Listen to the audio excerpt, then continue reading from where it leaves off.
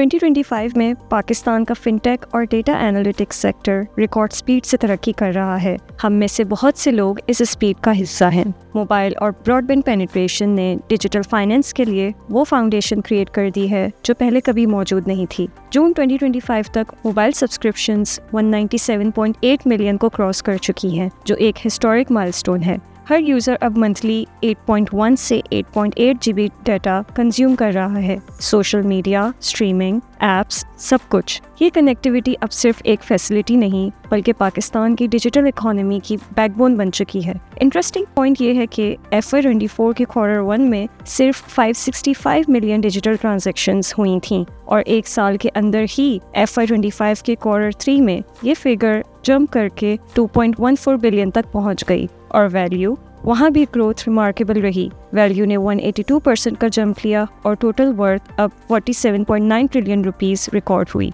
मतलब अब transactions cash के बजाय एप्स और वॉलेट्स के जरिए सर्कुलेट हो रही हैं। जो सफ़र पाकिस्तान ने कैश से डिजिटल की तरफ शुरू किया था, अब वो परमानेंट शिफ्ट बन चुका है, एक इरिवर्सिबल रियलिटी। इस शिफ्ट का सबसे बड़ा ड्राइवर है रास्त सिस्टम। FY25 के Q3 में ही रास्त ने 368 मिलियन P2P ट्रांजैक्शंस प्रोसेस किए, जिनकी वैल्यू 8 ट्रिलियन रुपीस से ज़्यादा रही। इमेजिन, इतने फंड्स अब QR कोड्स फ़ोन स्क्रीन्स पर मूव हो रहे हैं। और सबसे बड़ी बात, ये कोई रैंडम ऐप नहीं बल्कि सेंट्रल बैंक बैक्ड इंफ्रास्ट्रक्चर है। इसी वजह से रास्त अब पाकिस्तान के पेमेंट्स इकोसिस्टम का बैकबोन बन गया है। रिटेल पेमेंट्स अब रिकॉर्ड लेवल्स टच कर रही हैं। स्टेट बैंक ऑफ पाकिस्तान के पेमेंट सिस्टम क्वार्टरली रिव्यू के मुताबिक सिर्फ FY25 के Q3 में टोटल ट्रांजैक्शंस का वॉल्यूम 2.4 बिलियन तक पहुंच गया, जिसमें से 1.7 बिलियन मोबाइल ऐप्स के जरिए कंप्लीट हुई, जिनकी वैल्यू 27 ट्रिलियन रुपीस थी। लेकिन ग्राउंड रियलिटी ये है कि अब भी 71% ट्रांजैक्शन वैल्यू